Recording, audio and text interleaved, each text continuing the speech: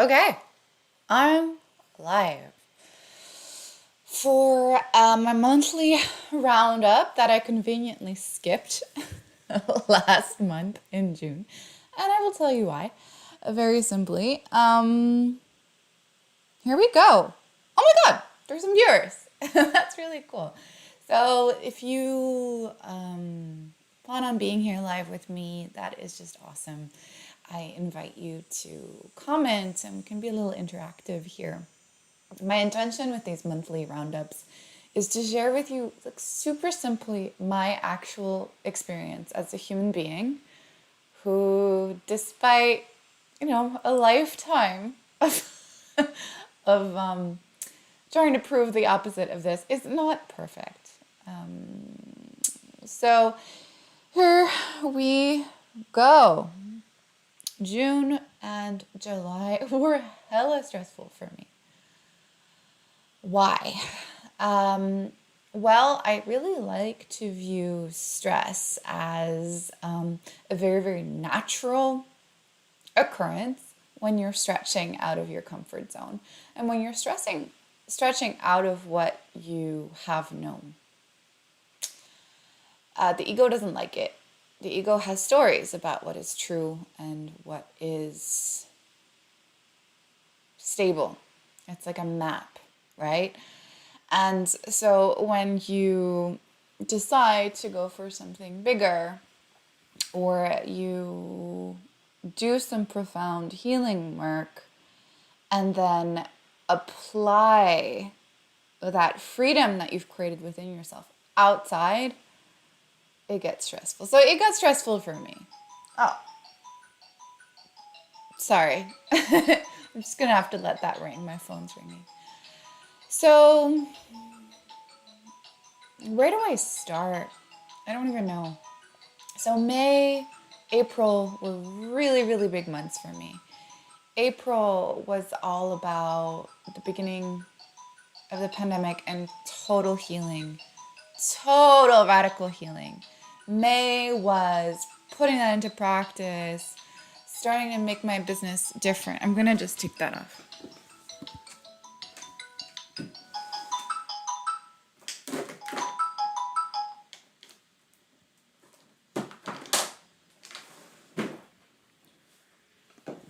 Sorry, guys.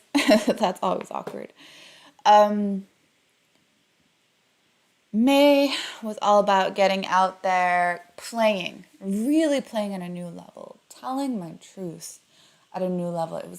I had done a program with this wonderful healer, which was centered around telling my wild truth.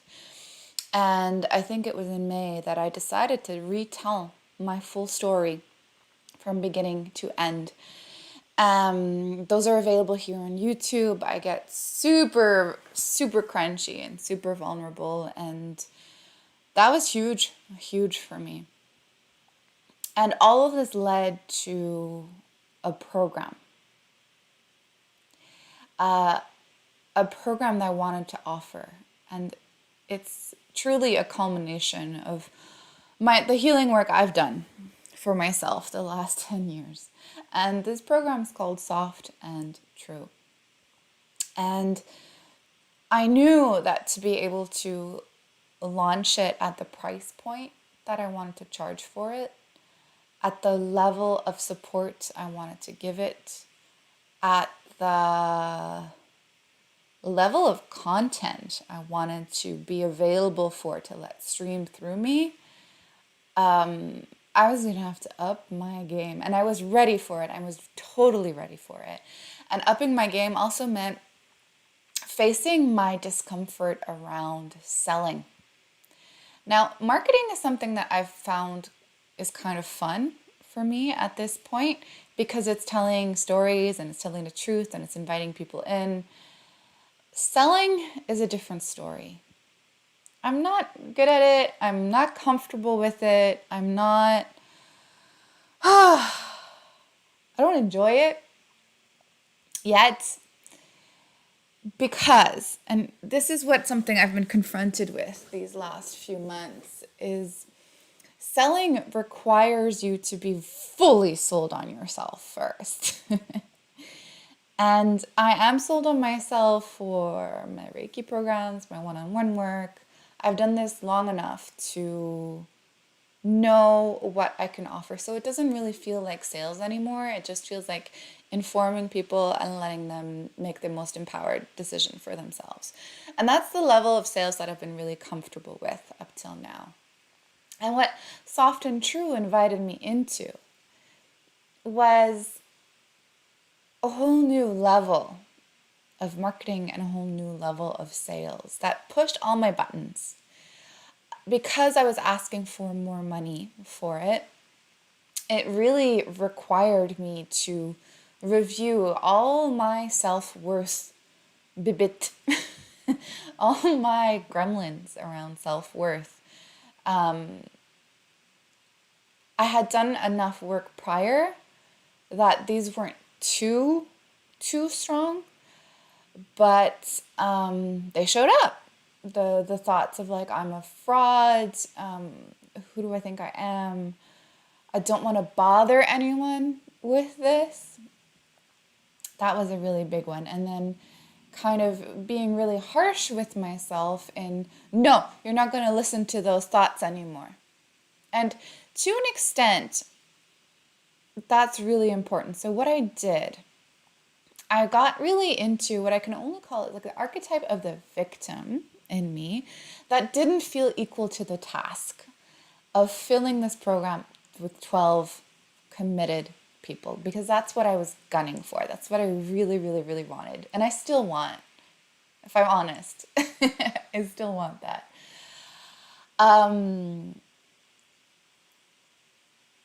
That's what I was really going for, and I made it public, and I was willing to fail in public, and I was willing to show that I'm not yet a master of manifestation to that degree.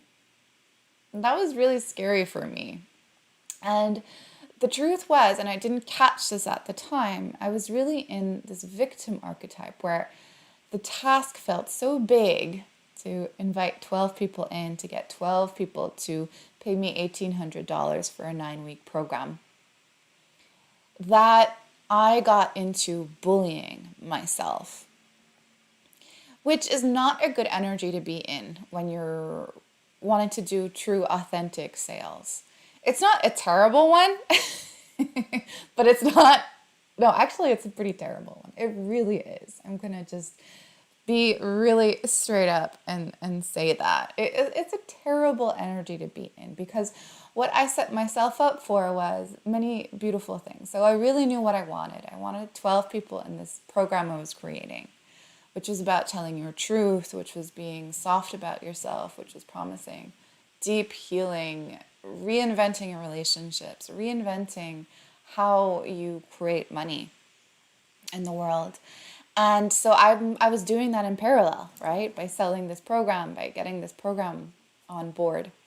And so this sort of shadowy archetype of the victim, where I just felt like it was so big and I wasn't strong enough to do it, made me go into, well, I have to be strong enough and I have to crisp up and tense up and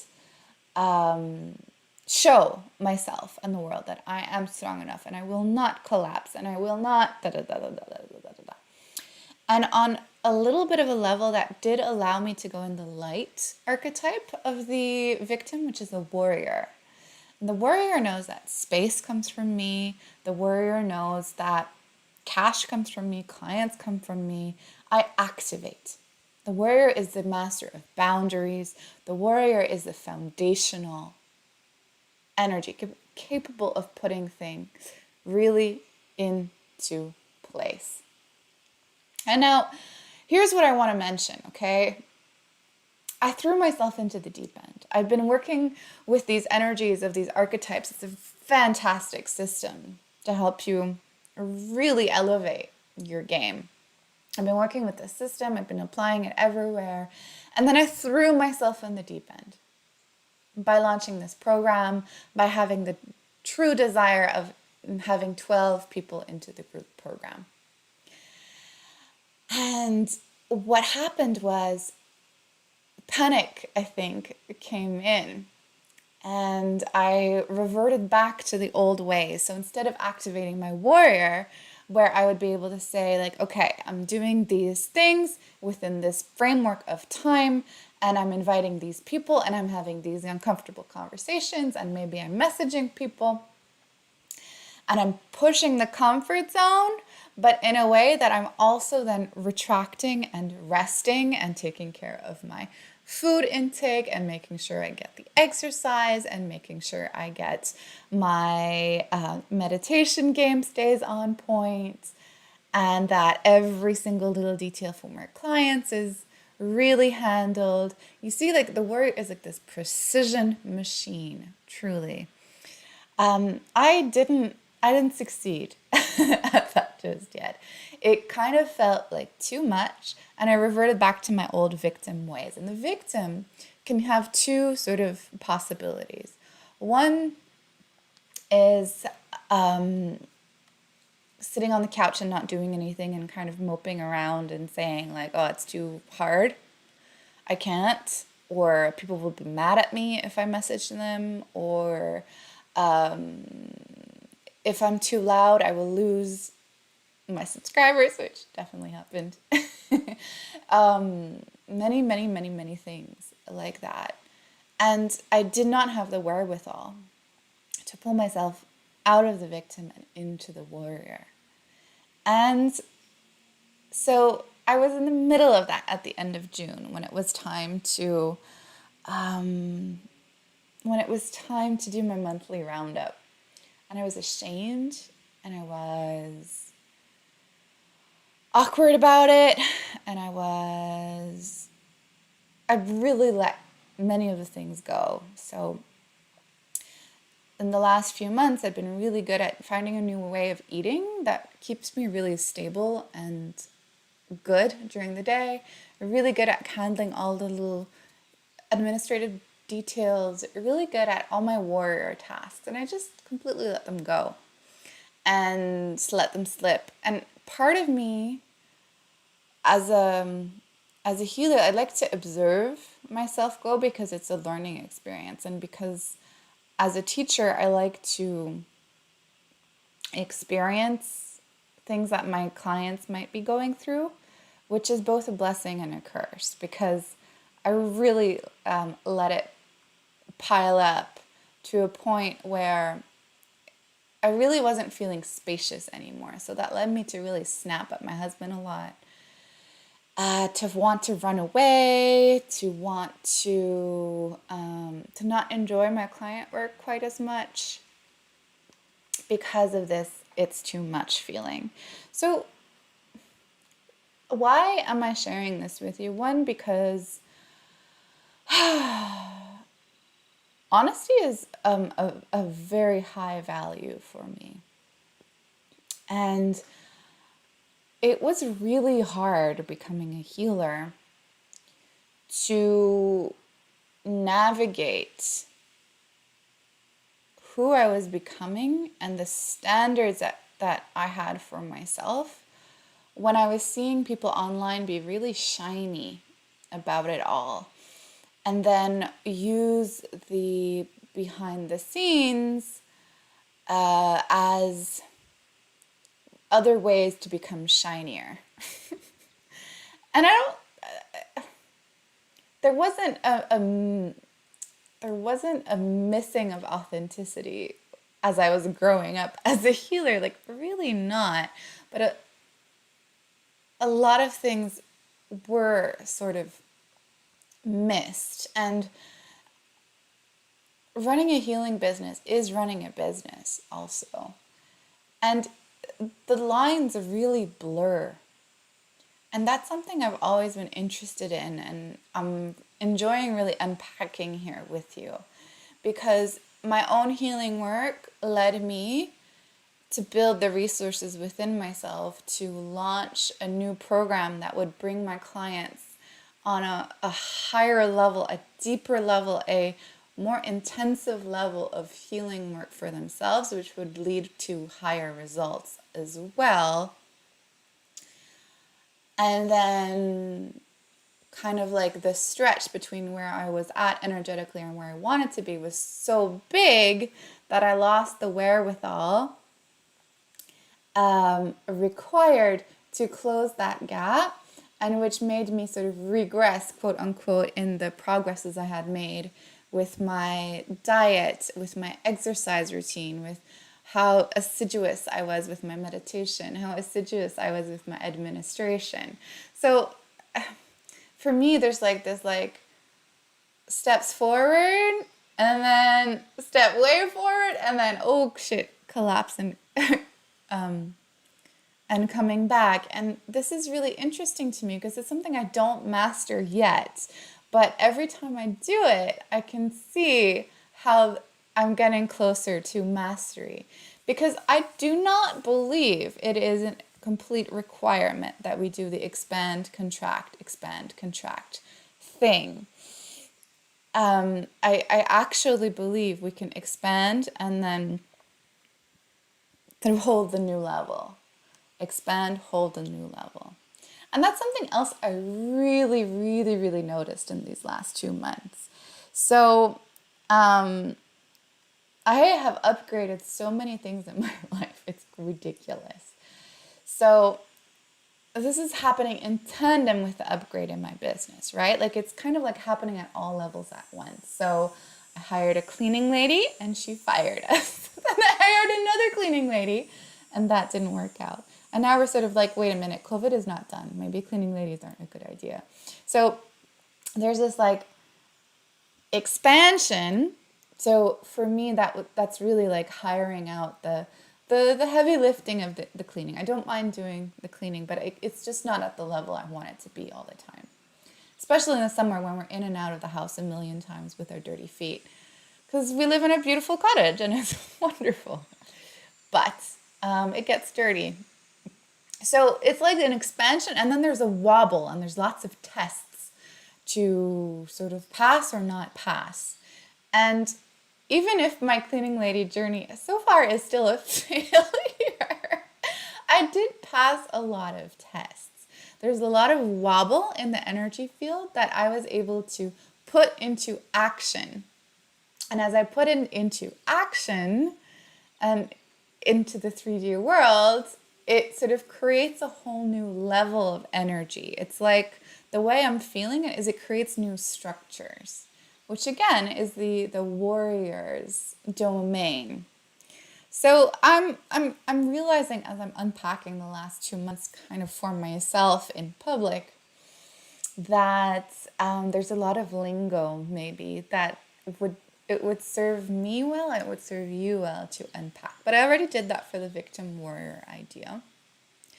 But this is what I've been studying, this like up level, and then what does it take to maintain the up level? So for now, my cleaning lady thing has receded, and so I need to take sovereignty again in that like I am responsible for keeping this house clean together with my husband, of course. We have different sort of spheres of responsibility, but we're also working on, getting a new couch and like upgrading everything. We got a new car. That too, there's some sort of tests to pass, some waiting game to pass. And it's all about, you're at this level, can you see? You're at this level, and then you're at this level. And in between, there's an inner growth, an inner journey. What else has there been? So my work with clients has also viewed an upgrade. What's happening in the Soft and True program, we're at the midway through right now, and they're doing insanely beautiful, deep work. And what is absolutely sensational for me to watch is how much A, I trust myself to lead this group, and B, how much I trust them to do the work that is theirs to do. And if they don't do it, that's on them. And that is extremely different from how I would have held it a year ago, 2 years ago, 3 years ago. This is an energetic that I address as soon as we start Reiki 1. And this is the energetic that leads a lot of people into energy work in the first place. And it goes a little bit like this. I am sensitive, I am empathic, and I like it, and I care about I like it when people are doing well around me because I am so empathic and sensitive. So if others are doing well around me, I am doing well as well. It's an energetic, again, where there's a bit of a lack of boundaries. So again, this is the victim warrior learning curve, where the warrior really knows about boundaries and knows about separateness and knows I am me and you are you. And we can still have it. We can have a phenomenal relationship if I am me and you are me. You are you. And it doesn't negate that we're all one in a spiritual sense. But the warrior really knows how things work on this 3D level. But I digress a little bit. So a lot of people come into Reiki 1 really wanting to make this healing difference for others, but also really afraid of taking on other people's emotions and other people's stuff because they know that from themselves. They do that. So a lot of time in Reiki 1 is spent unpacking. What are we actually doing there? Why are we taking it on? And is it helpful to take that on? The answer is no. It's really not. And over the years, I've collected a lot of perspectives and a lot of ways of looking at that. I've gotten so much better for myself. In the beginning, when I would start doing Reiki sessions, I was quite tired after sessions because what was happening in others would then sort of wake up what was happening in me. And what was happening in me was wanting to heal and wanting to move forward. But I would really also take on other people's stuff because there's this distorted way where I thought doing that, even if I was conscious of this, that I shouldn't do this, there was still a deep subconscious root in there thinking, well, if I do that, they're going to be okay and they're going to be better. And time again, I was shown that that is not true.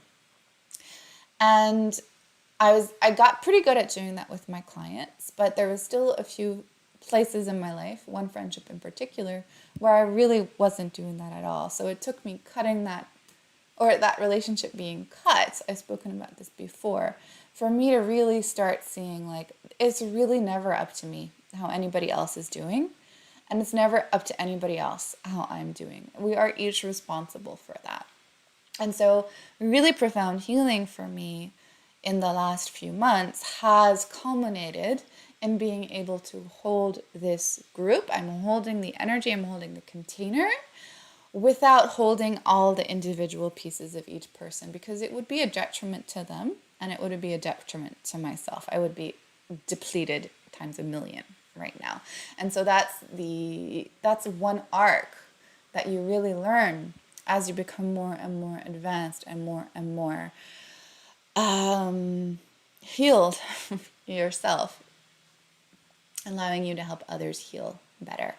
Now, that's not to say, okay, so if you're wanting to be a healer and you're thinking like, wow, I'm so far from being healed, I can't heal anybody else. There's a part of truth to that. And also, like, had I waited to be perfectly healed, like I would never have helped anybody else heal. Like, it's like a perfect system.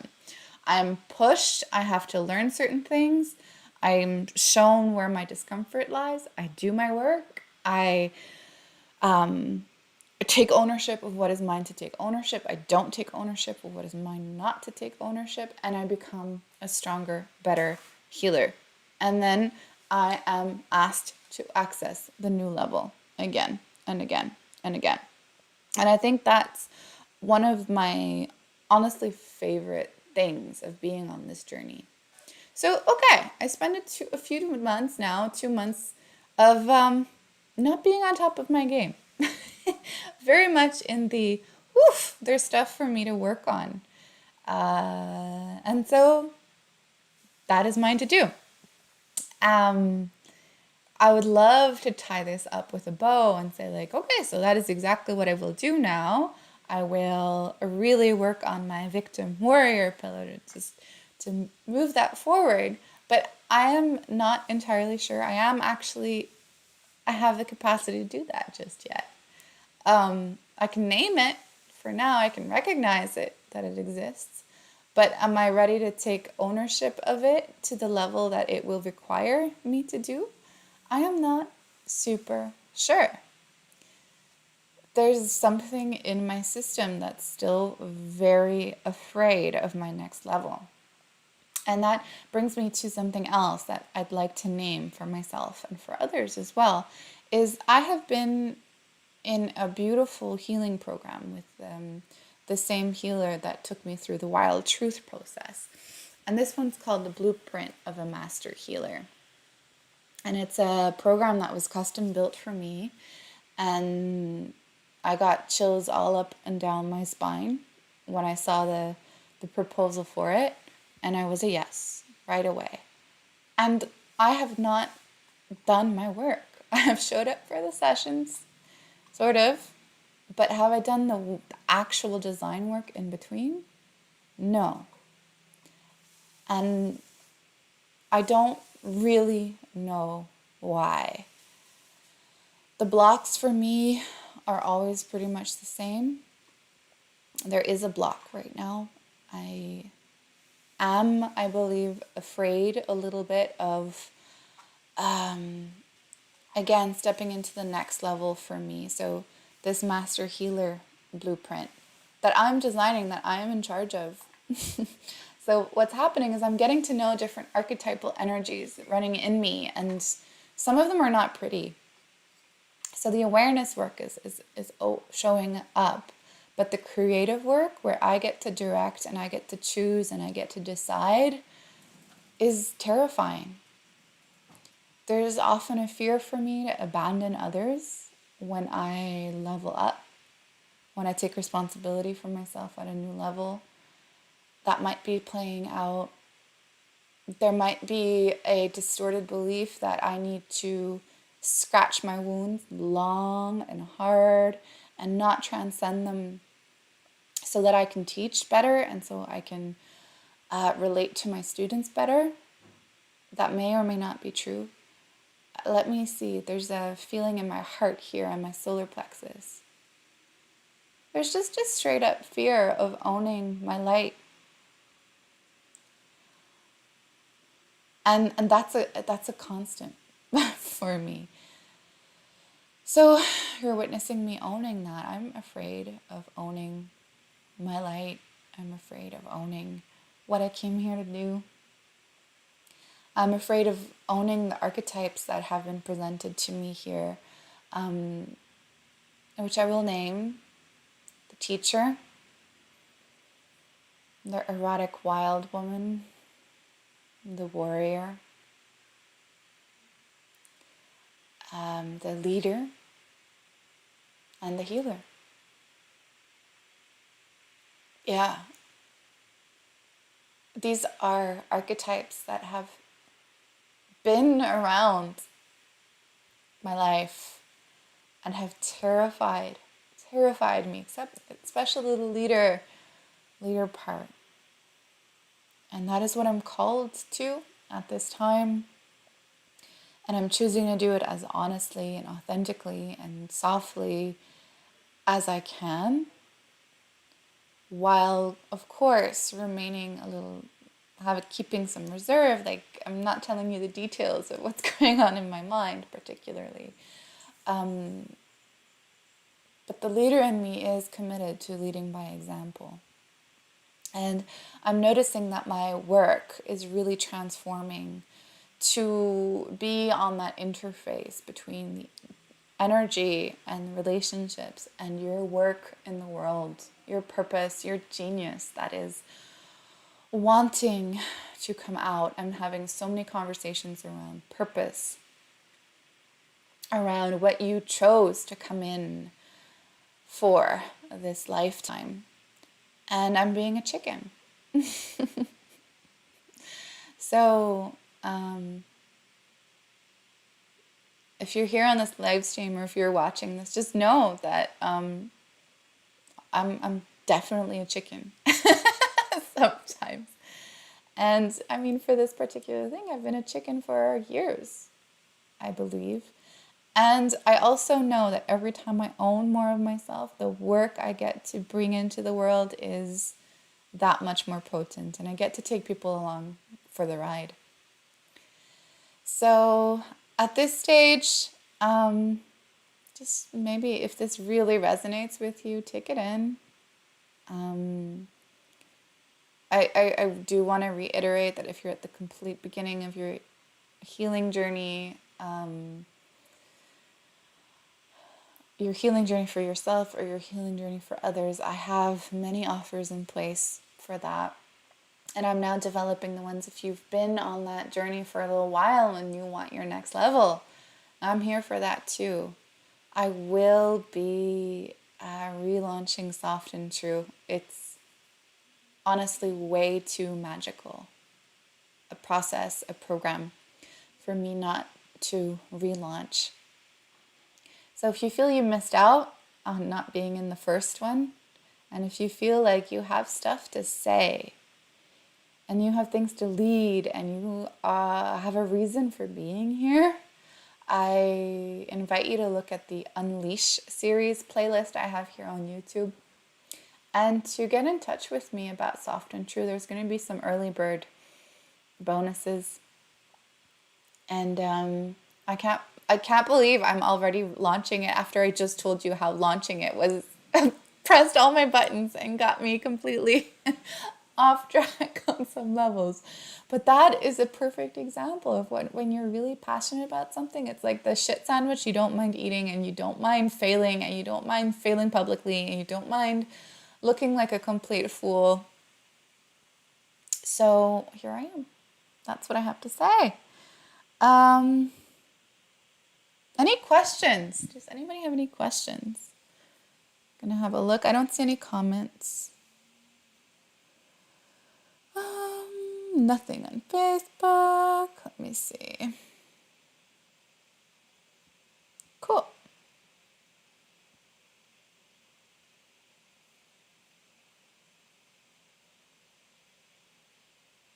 So this one's a bit less vulnerable than the last one. If you're curious to see a little bit what happened for me around May, I did a roundup that talked about April and May. I was a little bit more in the weeds. And I guess like one more thing I want to name is that when the sun is in Cancer and all planets are in retrograde, this time I was really playing a game. Like, if I am completely responsible for my own well-being, how far does that extend? And I was playing this game of like, no, I create my reality. I am the boss of my reality. And I was like, okay, I'm not going to believe in astrology right now. I'm not going to put stock in it. I'm not going to kind of say, okay, everything's in retrograde and blah, blah, blah, and the sun is in Cancer, which always fucks me up. So I played this game. I was like, no, I am the creator of my reality. And like I said, I failed.